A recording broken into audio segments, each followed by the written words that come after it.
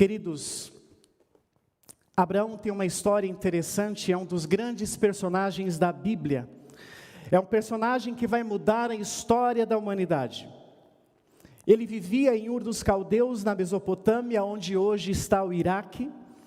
E Abraão vivia ali quando Deus o chamou para deixar a sua terra e ir para uma terra prometida que Deus daria a Abraão e a sua descendência para sempre. O texto vai dizer que a região onde Abraão vivia era reconhecidamente idólatra.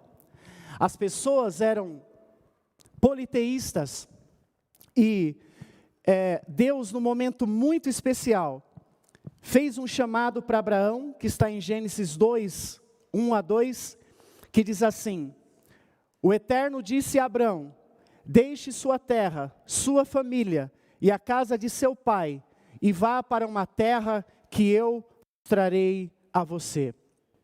Farei de você uma grande nação, e o abençoarei. Tornarei você famoso. Você será uma bênção.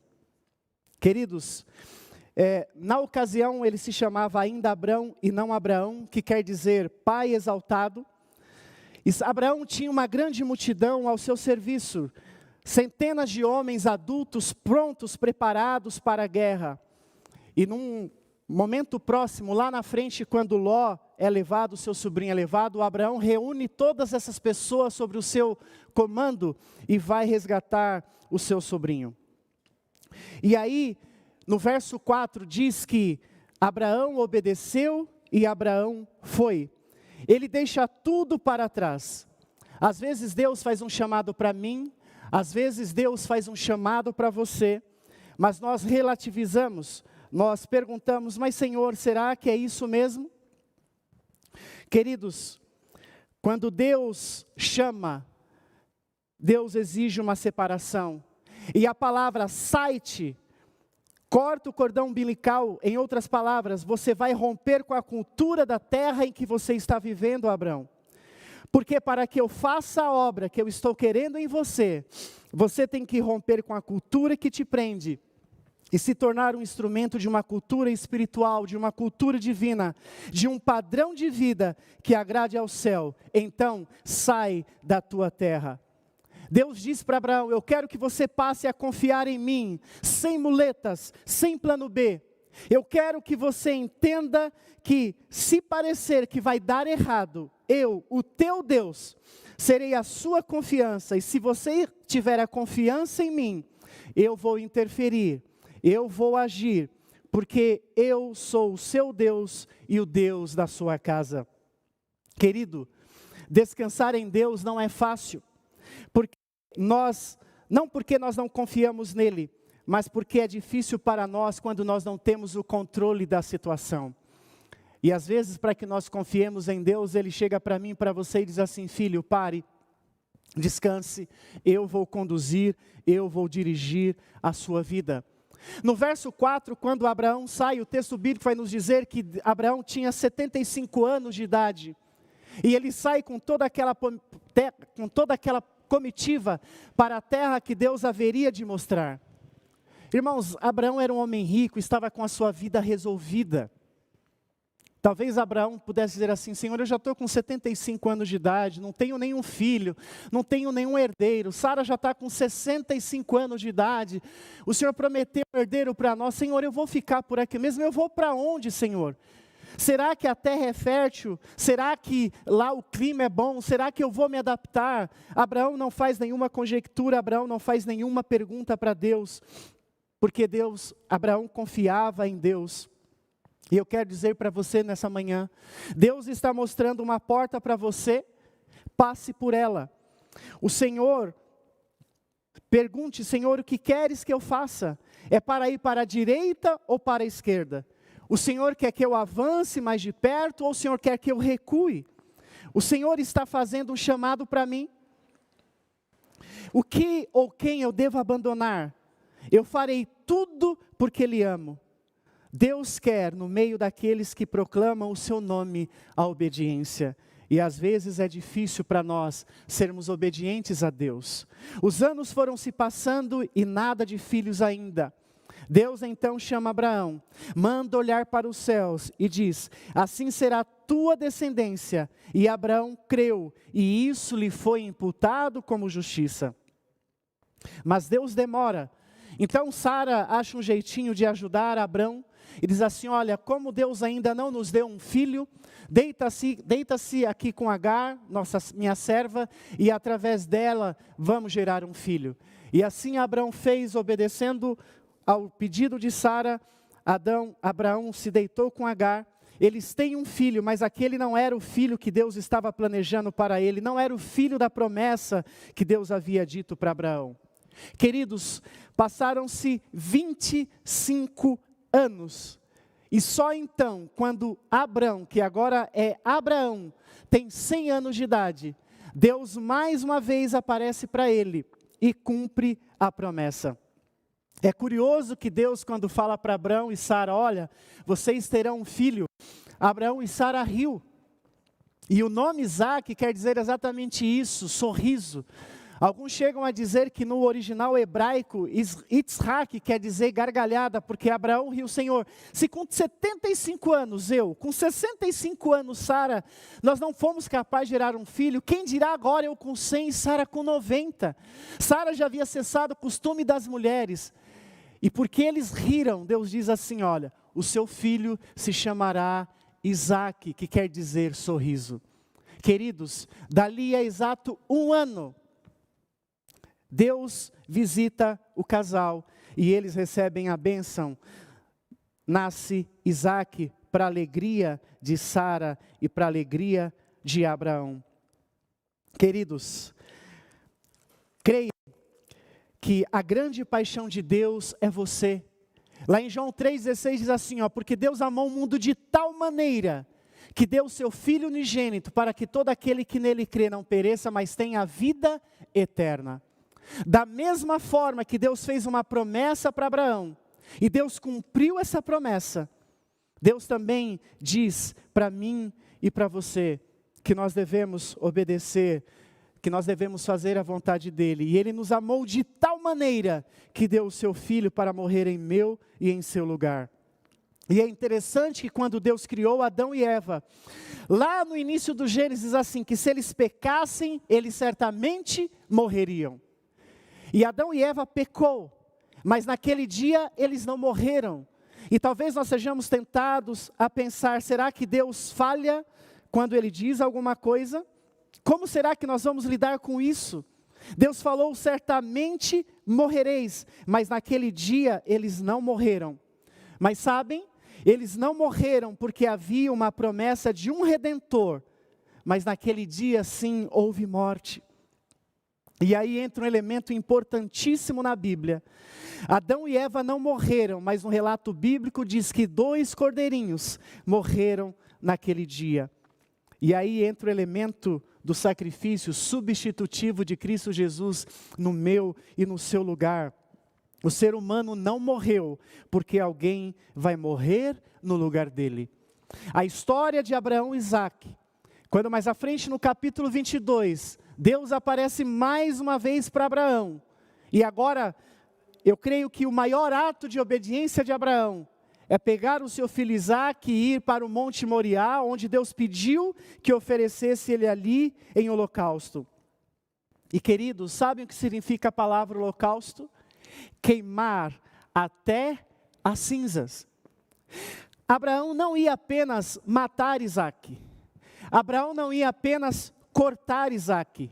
Abraão não iria apenas colocar Isaac sobre o altar e oferecer em sacrifício para Deus. Isaac seria queimado até virar cinzas. Mas olha que curioso, o texto bíblico vai dizer que Abraão, quando se separa dos 2 servos e vai para o Monte Moriá juntamente com Isaac, ele olha para os servos e diz assim: olha, fiquem aqui, eu e o moço subiremos, e tendo adorado, nós retornaremos. Retornaremos. Deus não pediu que Abraão sacrificasse Isaac. O que passava pela cabeça de Abraão, queridos, naquele momento? Abraão cria que mesmo depois de morto, Deus poderia ressuscitar a Isaque. É interessante que até aquele momento não há nenhum relato bíblico de ressurreição. Mas a fé de Abraão era tão forte, era tão grande em Deus, que mesmo sem entender, sem saber como Deus iria fazer, ele diz: nós subiremos, nós adoraremos e depois nós retornaremos. Que fé, queridos!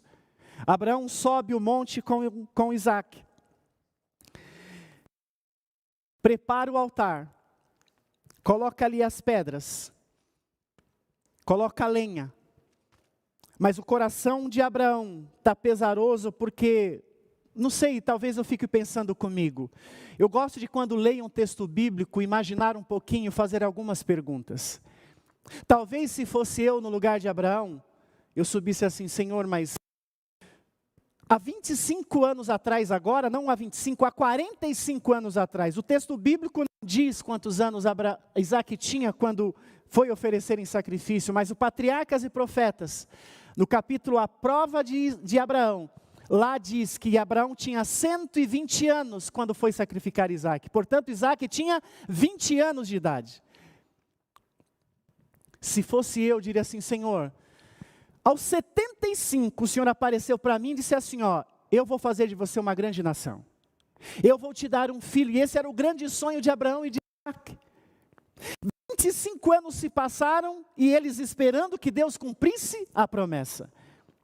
Como para eles Deus estava demorando, eles tentaram ajudar a Deus. E aí Abraão, seguindo o conselho de Sara, se deita com Agar e tem Ismael. Mas não era Ismael o filho da promessa, embora ele foi ricamente abençoado por causa de Abraão. Mas o filho da promessa era Isaque. E agora Isaque tem 20 anos, na flor da sua idade, jovem, forte, bonito, robusto. A alegria de a casa de Abraão e Sara. E agora Deus diz assim: não, pega o seu filho, sobe ao monte Moriá, num dos montes que eu te mostrarei, e oferece Isaque em sacrifício. O que você diria para Deus se essa história acontecesse com você? Mas Abraão estava acostumado a ouvir a voz de Deus, e ele obedeceu porque ele reconhecia aquela voz. Talvez a gente possa se perguntar: mas espera aí, se o nosso Deus, o Deus de Abraão, de Isaque e Jacó, o Deus da Bíblia, o único Deus verdadeiro, não aceita sacrifícios humanos, por que Deus pede para Abraão sacrificar Isaque? Você já se fez essa pergunta lendo o texto bíblico? E talvez se Abraão tivesse conversado com Isaque, Isaque teria argumentado: mas pai, mas o Senhor não disse que o nosso Deus não aceita sacrifícios humanos? E como eu agora vou ser sacrificado? Porque em algum momento Abraão teve que dizer para Isaque que ele seria o sacrifício. E quando eles estão subindo no verso 7 e 8 do capítulo 22, Isaque faz a pergunta que rasga o coração de Abraão. Isaque olha para ele e para o pai. E ele diz assim: meu pai, aqui está a lenha, aqui está o fogo, aqui está o cutelo. Mas onde está o cordeiro para o holocausto? A resposta de Abraão para Isaque naquele momento foi: meu filho, Deus para si proverá o cordeiro. Mas profeticamente quem respondeu essa pergunta de Isaque foi João Batista, lá em João 1:20, quando ele vê Jesus pela primeira vez, e ele olha e Jesus vem se aproximando do Rio Jordão, e ele diz assim: eis aí o Cordeiro de Deus que tira o pecado do mundo. Porque o sacrifício de Isaque apontava para um sacrifício maior que iria acontecer quase 2000 anos depois, no mesmo monte, na mesma cidade, no mesmo lugar. Só que diferente do sacrifício de Isaque, que não se concretizou, Deus iria sacrificar que eu e você pudéssemos ter a oportunidade da salvação. Que Deus maravilhoso é esse? E aí Isaque prepara o altar, diz para Isaque que ele vai ser oferecido em sacrifício. Isaque poderia dizer assim: meu pai, eu sinto muito, eu estou nos meus 20 anos, eu não vou permitir que você me sacrifique.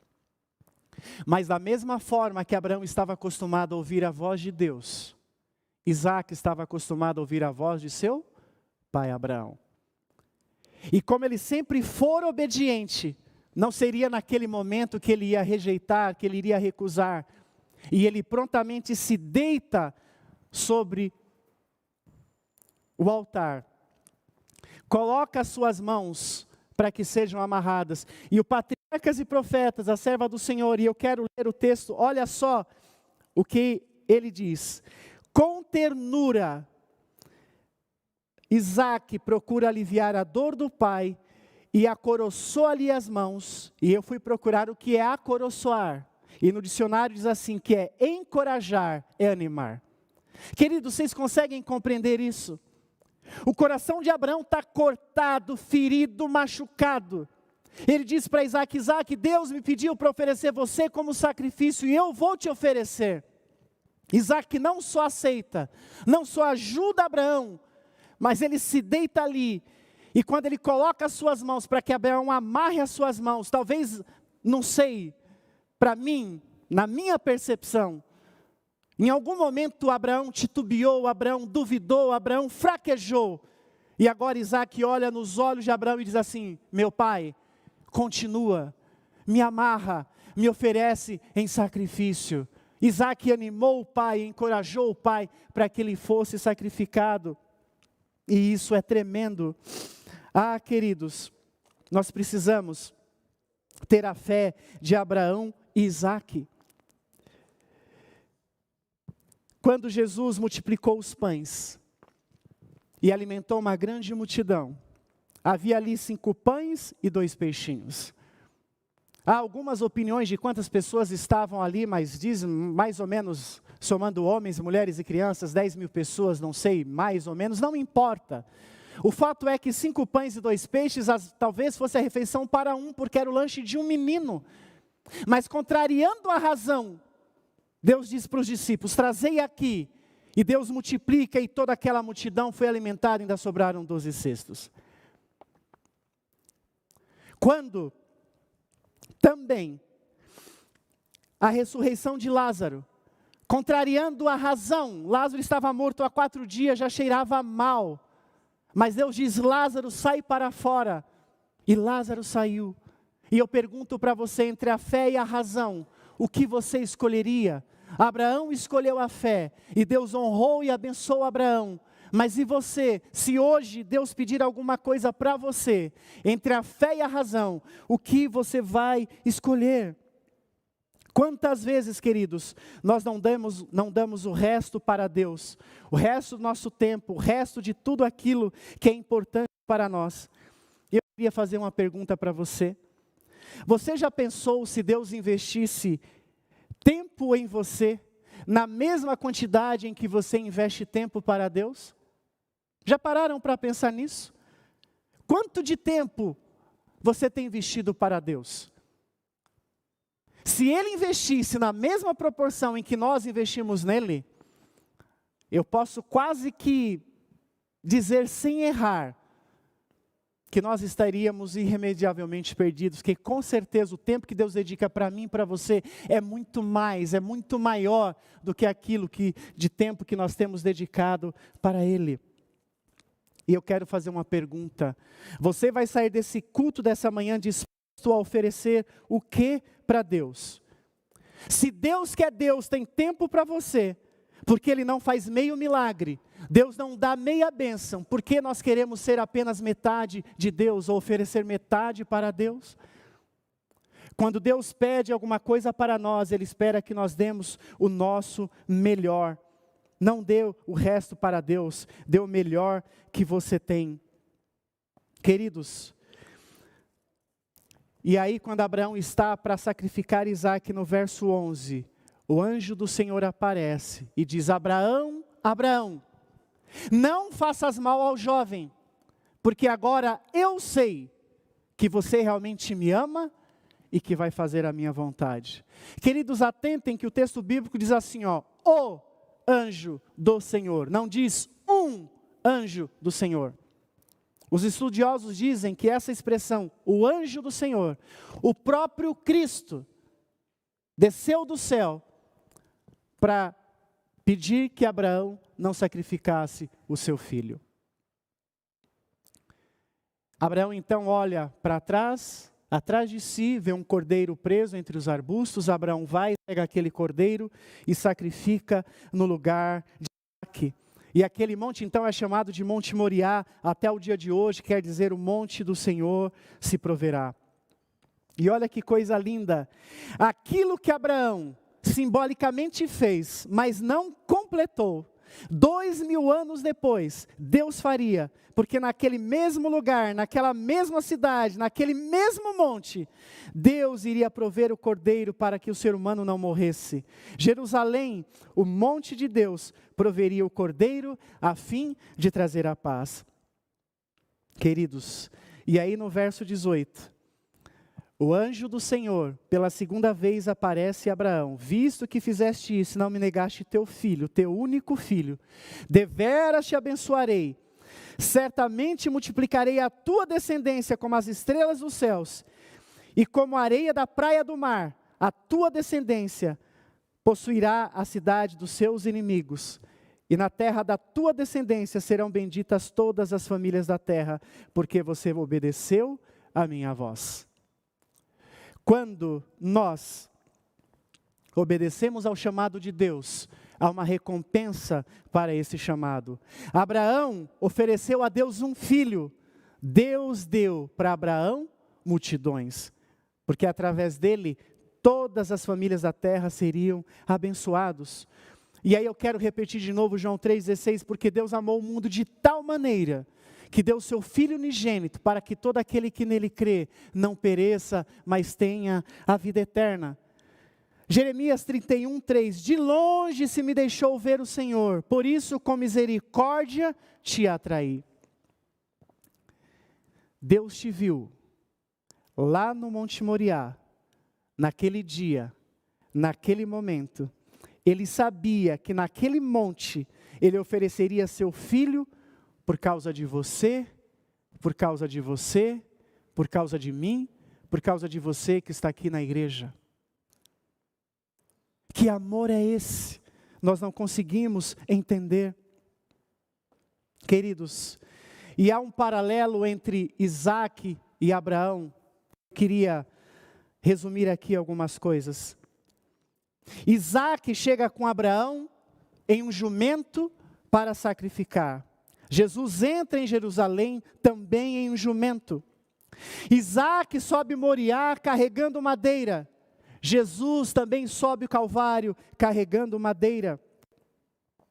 Isaque sobe acompanhado do Pai. Jesus sobe abandonado pelo Pai.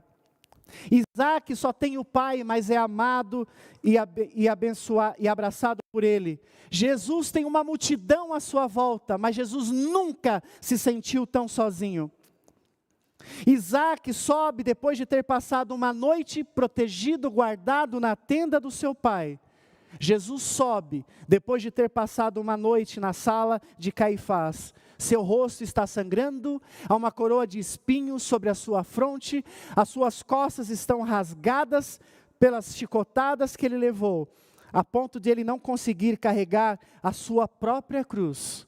Isaque, quando é colocado sobre o altar, é amarrado com cordas. Jesus é preso com pregos. Isaque sobe perguntando: Pai, aonde está o cordeiro? Jesus sobe em silêncio, porque como cordeiro, ele foi levado ao matadouro. Quando Abraão levanta o cutelo, o Jeová Jireh grita: Abraão, não faça mal ao menino, porque eu sei que verdadeiramente você me ama. Mas quando Jesus sobe e é levado para crucificar, Jeová Jireh não gritou. Na verdade, no Calvário, quem gritou foi o próprio Cordeiro. Eli, Eli, lama sabachthani, que quer dizer: Deus meu, por que me desamparaste? Queridos, talvez você esteja vivendo alguma situação na sua vida hoje, e esteja se fazendo uma pergunta: por que Deus me abandonou? Por que eu estou passando pela situação em que eu estou passando? Isaque desce do Moriá vivo, Do Moriá até a casa de Abraão, 3 dias. 3 dias depois, Isaac está salvo, está em casa. Jesus desce morto, mas 3 dias depois, ele ressuscitou. Amém por isso. Talvez o inimigo das nossas almas, quando Jesus desceu à sepultura, olhasse para aquela cena e tivesse dito: eu triunfei, eu venci, eu matei o Filho de Deus, a humanidade está perdida.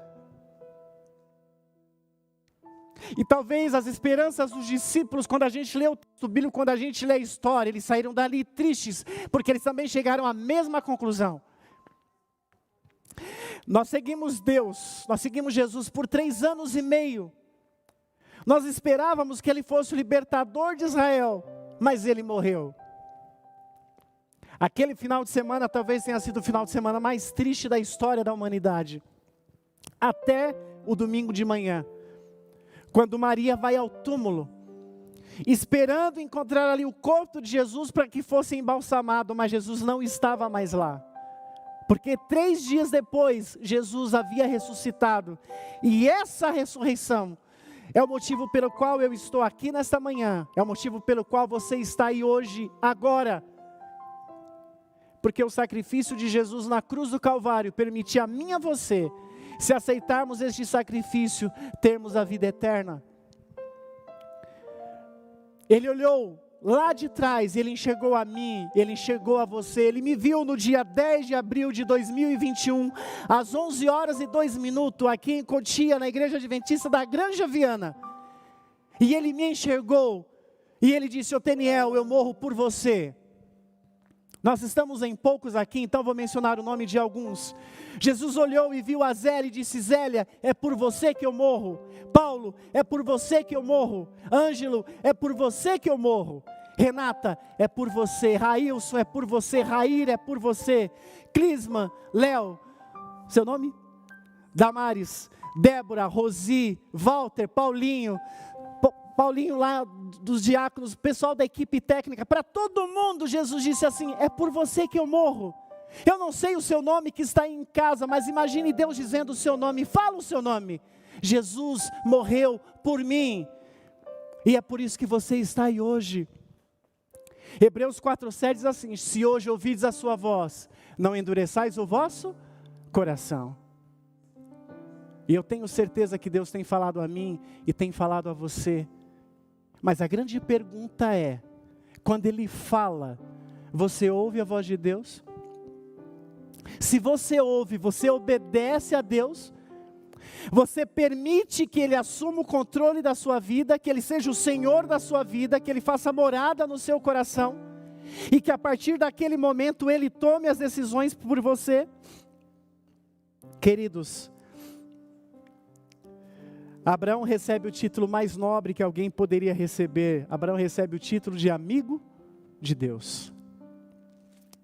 Um pouquinho mais à frente, quando Deus vai destruir Sodoma e Gomorra, lá em Gênesis 18, Ele diz assim: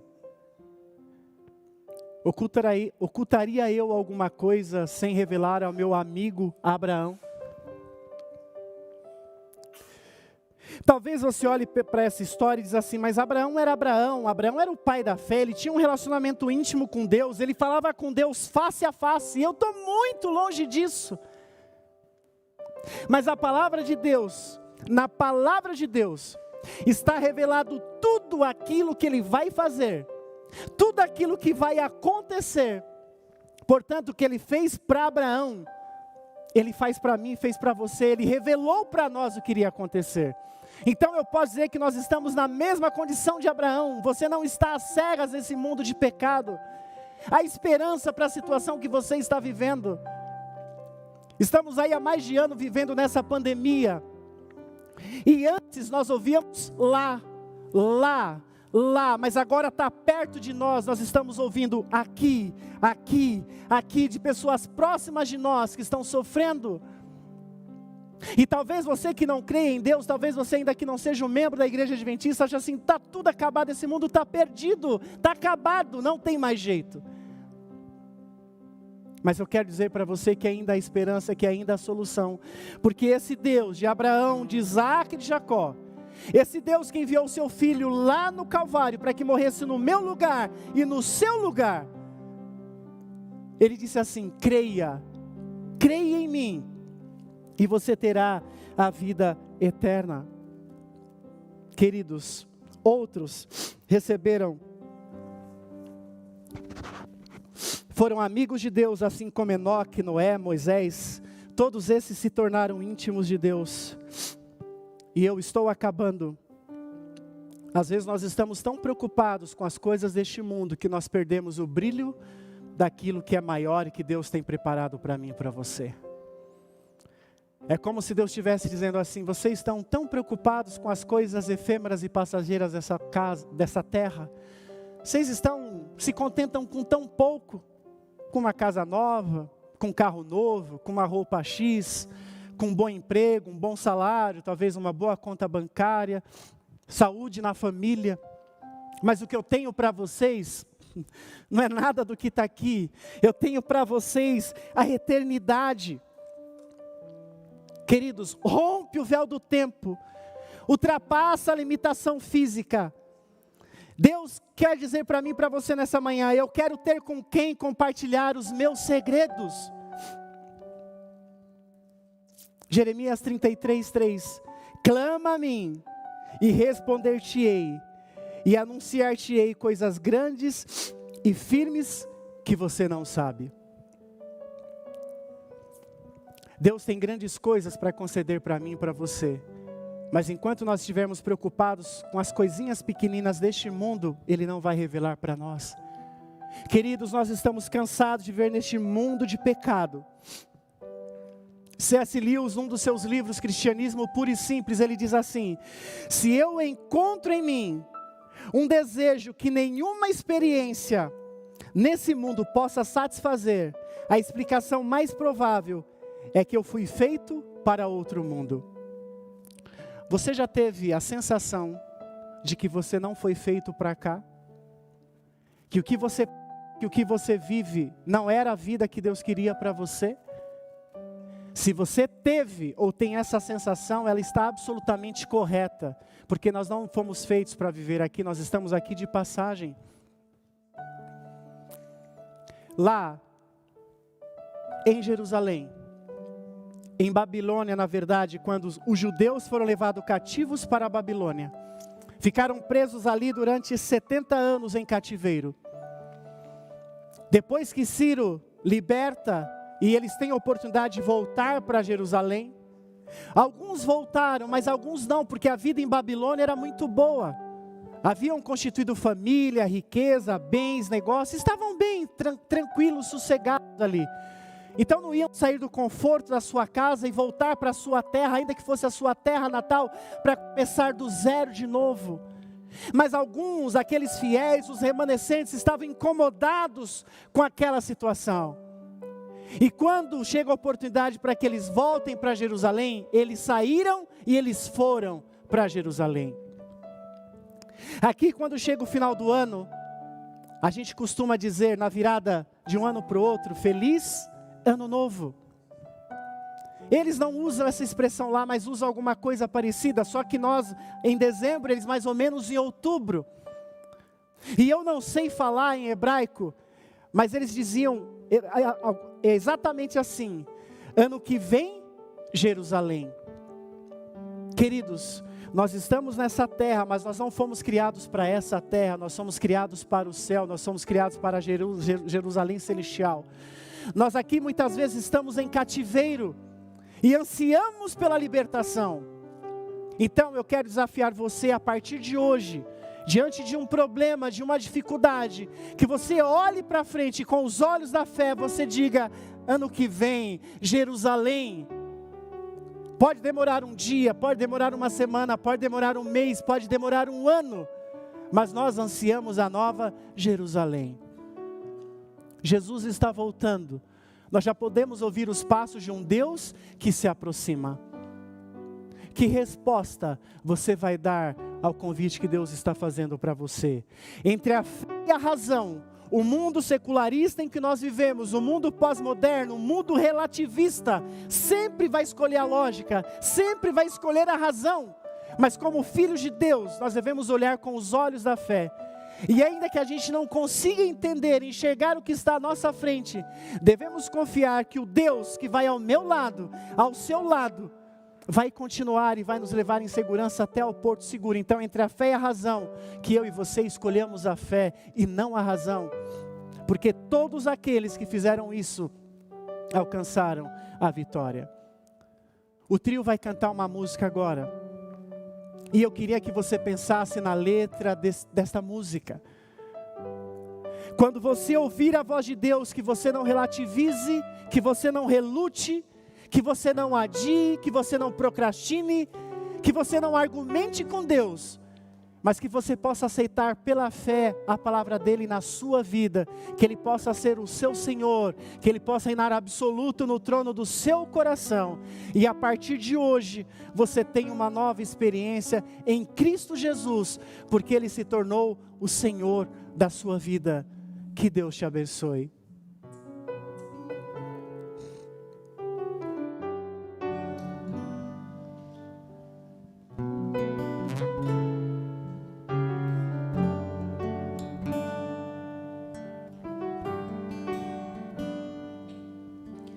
Dá-me a visão da tua glória, dá-me a visão de quem tu és, ó Deus.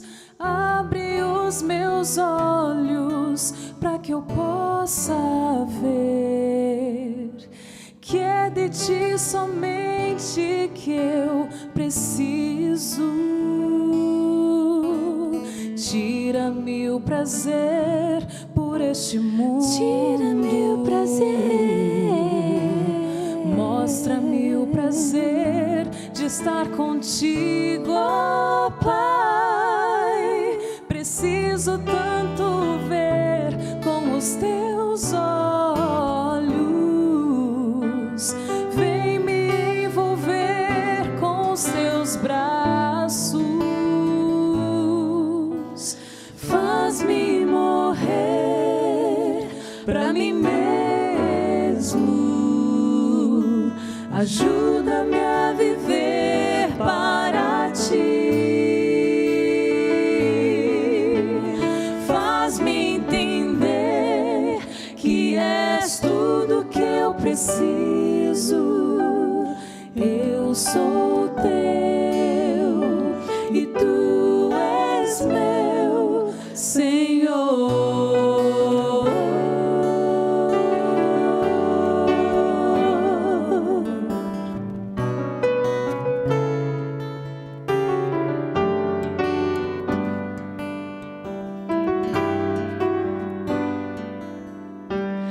Dá-me a visão da tua glória, dá-me a visão de quem tu és, ó Deus. Abre os meus olhos para que eu possa ver que é de ti somente que eu preciso. Tira-me o prazer por esse mundo. Mostra-me o prazer de estar contigo, ó Pai. Preciso tanto ver com os teus olhos. Vem me envolver com os teus braços. Faz-me morrer pra mim mesmo. Ajuda-me a viver para ti.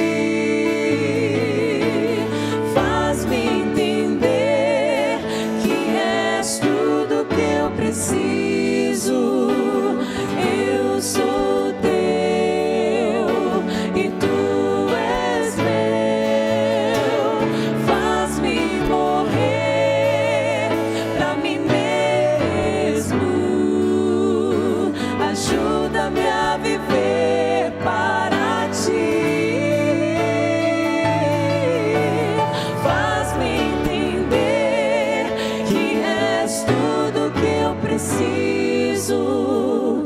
Eu sou teu e tu és meu.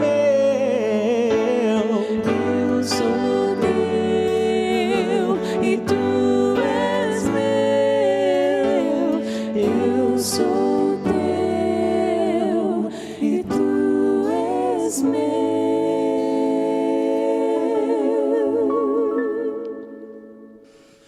Faz-me morrer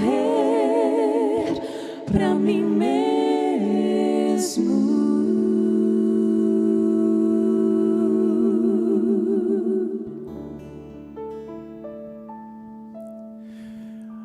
Amém. Que bela mensagem. Eu quero convidar você, quem sabe você possa se ajoelhar neste momento. Eu quero fazer uma oração especial por você. Eu sei que Deus quer realizar uma grande obra na sua vida, mas talvez alguma coisa ainda esteja segurando você. Ouça a voz de Deus. Siga os conselhos, as orientações dele. Eu tenho certeza que a sua vida nunca mais será a mesma. Oremos juntos. Querido Deus e Pai, obrigado, Senhor, porque eu não tenho nem palavras para exprimir, para expressar o que vai no meu coração, e eu tenho certeza que no coração de cada um dos teus filhos. Mas obrigado por tudo aquilo que de uma maneira tão grandiosa, tão forte, tão impressiva, o Senhor fez por nós há 2000 anos atrás. Estávamos irremediavelmente perdidos por causa do pecado. O Senhor poderia não ter feito nada, porque existem outros mundos não caídos que te obedecem, que te servem. Nós, comparado com a grandiosidade do universo que tu criaste, nós somos uma poeira no universo. Mas o Senhor nos amou de uma tal maneira, que enviou o seu Filho Jesus para morrer na cruz do Calvário por cada um de nós. Então, Senhor, apesar de nós mesmos, salva-nos. Quando formos tentados a ouvir a voz do inimigo, que possamos ouvir a tua voz. Este é o caminho, andai por ele. Quando fomos tentados a ver as muitas luzes deste mundo, tentando ofuscar a luz da verdade, que possamos olhar para Jesus, a luz do mundo, e encontrar o caminho que nos conduzirá à salvação, Senhor. Nós estamos em abril ainda, mas o desejo que vai no nosso coração é ano que vem, Jerusalém. Em outras palavras, nós estamos ansiando pela tua volta, pela tua vinda, pela cessação de todas as coisas ruins que acontecem neste mundo, Deus. Que na nossa vida o sacrifício de Jesus não tenha sido em vão. Que hoje nós possamos dizer como a letra deste hino, que nós possamos morrer, mas que o Senhor viva em nós. Nós queremos ter uma nova experiência contigo, Deus. E humildemente nesse momento levanto as minhas mãos e como ancião ordenado, profiro a bênção sacerdotal. Quando a tua palavra diz que o Senhor te abençoe e te guarde, que o Senhor faça resplandecer o seu rosto sobre ti e tenha misericórdia de ti. Que o Senhor sobre ti levante o seu rosto e te dê a paz. Amém. Amém. Que você tenha um sábado abençoado na presença de Deus. Que Deus te abençoe.